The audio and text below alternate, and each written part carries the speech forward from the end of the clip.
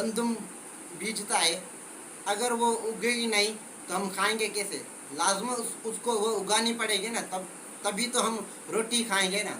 ये नशा भी इस तरह है, अगर उस चीज़ का फैक्ट्री जो जिन जिन फैक्ट्रियों में बनता है, सिगरेट हो गया, मैनपुरी हो गई, शराब हो गई, अफीम हो गई, हीरोइन हो गई, सफीना हो गई, जेडे की हो गई, ये जितने भी नशे हैं ना, उन फैक्ट्रियों में जाओ, उन फैक्ट्रियों को सील करो, उन लोगों को गिरफ्तार करो जिनकी ये फैक्ट्रियाँ हैं, और जहाँ से ये आते हैं उन लोगों को आप गिरफ्तार करो। जो लोग बेचते हैं उनको आप गिरफ्तार करो, जो खरीदते हैं उनको नहीं करो, क्योंकि जो चीज़ मिलेगी नहीं तो वो लोग खरीदेंगे कैसे?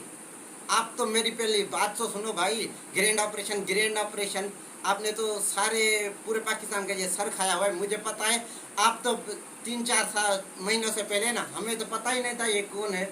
जब से आपने वीडियो बनाई है, हम तो कह रहे हैं तो आप व्यूज़ के खातिर ये करते हो, ताकि लोग देखें मैं ये काम कर रहा हूँ, मैं ये वो काम कर रहा हूँ, लेकिन आप काम गलत करें। अगर आपको मंशात के खिलाफ आपने आवाज़ उठाई भी है ना, तो अच्छी तरह उठाओ ना। जिन जिन फैक्ट्रियों में ये मंशियात बनती है ना, उन फैक्ट्रियों को आप सील करो।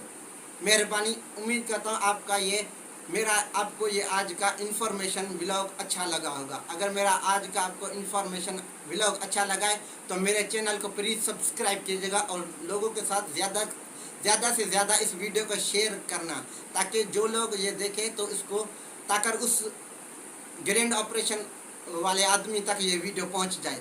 आप पहले लोगों को पहले आपको 1 महीना, 2 महीना, 3 महीने, 4 महीने या 1 साल, 2 साल आप जेल में रख लो। ज़ाहिर से वो जब भी बाहर आएंगे फिर भी वो नशा करेंगे ना, वो आदी है ना। अगर आप वो चीज़ मिलेगी भी नहीं तो लोग करेंगे नहीं। अल्लाह हाफिज़।